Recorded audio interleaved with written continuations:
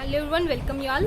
So last lecture में हमने discuss किया था क्या rate of reaction, chemical kinetics में पढ़ा था कि क्यों होती क्या है, उसके वजह से रेट ऑफ रिएक्शन देखा था और उसकी फिजिकल सिग्निफिकेंस देखी थी। ठीक है, आप देख सकते हो उसको। तो आज हम डिस्कस करेंगे कि उसकी यूनिट क्या होगी और law of mass action discuss करेंगे। तो हमें देखनी है कि यूनिट क्या होगी रेट ऑफ रिएक्शन की। तो रेट ऑफ रिएक्शन हमने लास्ट क्लास में पढ़ा था क्या होता है, change in concentration upon change in time with respect to time. तो हम इसकी यूनिट निकालें तो क्या हो गया, रेट किसके इक्वल हो गया, change in concentration, rate of reaction change in concentration with respect to time.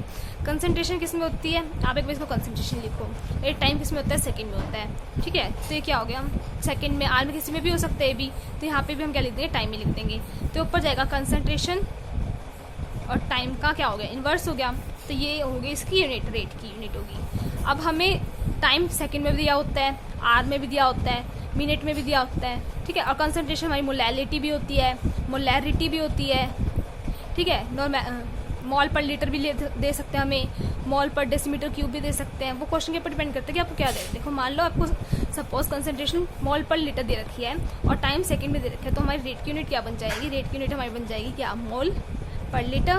Concentration दिया हमें और टाइम कितना दिया हमें, सेकंड में दिया होता है, सेकंड का इन्वर्स है क्योंकि टाइम ऊपर गया तो इन्वर्स आ गया। तो हमारी रेट की जो यूनिट होगी वो क्या हो गई, रेट ऑफ रिएक्शन की जो यूनिट हो गई वो होगी मॉल पर लीटर पर सेकंड। तो ये हमारी यूनिट होगी। ऐसी अगर टाइम डिफरेंट हो और कंसंट्रेशन डिफरेंट हो तो वहाँ पे इन यूनिट में चेंज आ जाएगा, लेकिन जो हमारा फॉर्मूला रहेगा वो क्या रहेगा, यूनिट रहेगी कंसंट्रेशन और टाइम का इन्वर्स, ये हमारी यूनिट रहेगी। ठीक है, अब हम डिस्कस करते हैं क्या, लॉ ऑफ मास एक्शन। तो लॉ ऑफ मास एक्शन क्या कहता है हमारे पास, पहले इसको एग्जाम्पल देखते हैं। देखो, कोई भी हमारे पास रेट ऑफ रिएक्शन है, ठीक है, वो किसके डायरेक्टली प्रोपोर्शनल होता है, रिएक्टेंट की कंसंट्रेशन के, कंसंट्रेशन ऑफ रिएक्टेंट की पावर एन। ठीक है, इसके डायरेक्टली प्रोपोर्शनल होता है जो रेट होता है रिएक्टेंट की कंसंट्रेशन की पावर एन के डायरेक्टली प्रोपोर्शनल होता है। अब यहाँ पे एक नई टर्म आती है, तो रेट पता है आपको क्योंकि मैंने आपको बता दिया रेट ऑफ रिएक्शन होता क्या है, तो यहाँ से आपको रेट का पता चल गया। रिएक्टेंट की कंसंट्रेशन ए टू बी कोई भी बन रहा है तो जो इसकी कंसंट्रेशन होगी रिएक्टेंट की वो यहाँ पे आ जाएगी। पावर एन का क्या मतलब है, एन होता है हमारे पास ऑर्डर ऑफ रिएक्शन। ठीक है, एन है हमारे पास ऑर्डर ऑफ रिएक्शन। इसको हम देखते कैसे होता है। देखो, कोई भी रिएक्शन है ए टू बी, ये यूनिमोलिकुलर रिएक्शन है हमारे पास।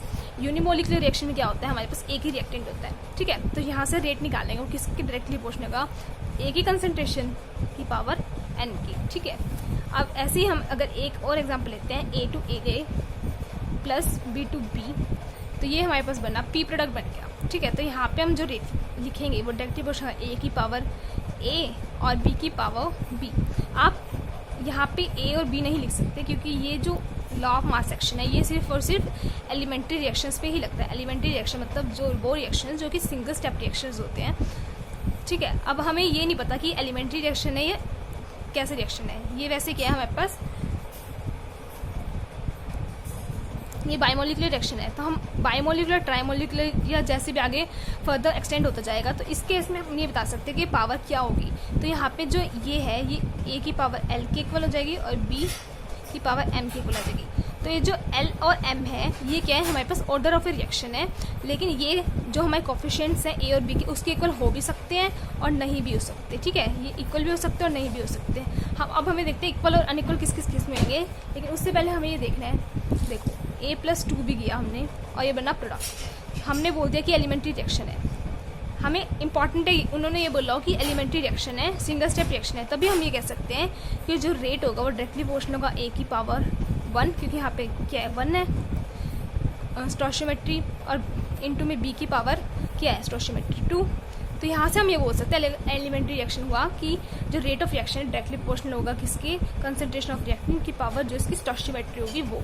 अब हमें ये बताना है कि जो रेट ऑफ रिएक्शन है वो विद रिस्पेक्ट टू ए कितना है, ऑर्डर ऑफ रिएक्शन, ऑर्डर बताना है हमें, order of reaction with respect to A हमारा ऑर्डर ऑफ रिएक्शन क्या है, तो कितनी है पावर वन, तो हम वन बोल देंगे। अब हमें बताना है कि ऑर्डर क्या है रिएक्शन का विद रिस्पेक्ट टू बी, तो इसकी पावर कितनी है, टू, तो हम यहाँ पे टू बोल देंगे।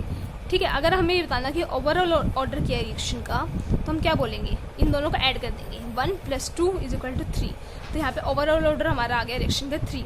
ठीक है, ये सिर्फ और सिर्फ किसके केस में एप्लीकेबल है, एलिमेंट्री रिएक्शन के केस में ही एप्लीकेबल है, अदरवाइज ये एप्लीकेबल नहीं है। देखो, जैसे कि हमने ये बोला ए प्लस बी गिव्स P, ठीक है, और यहाँ पे हमने 3 लिख दिया, यहाँ पे 2 लिख दिया।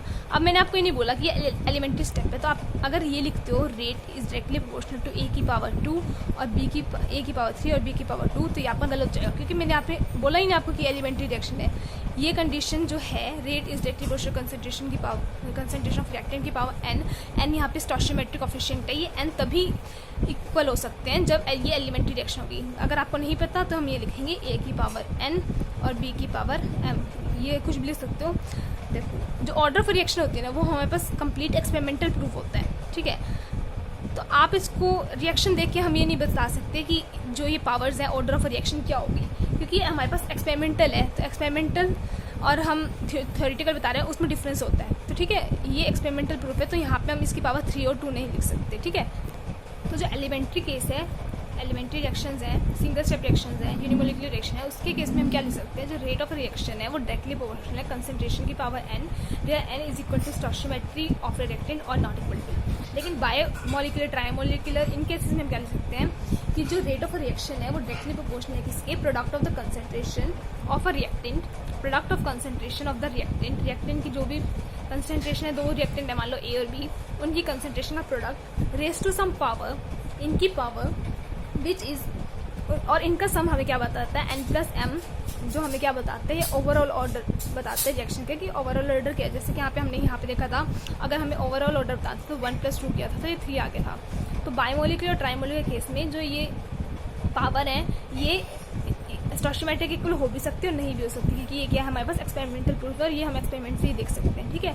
आई होप आपको इतना समझ आया, और नेक्स्ट वीडियो में हम आगे डिस्कस करेंगे। Thank you.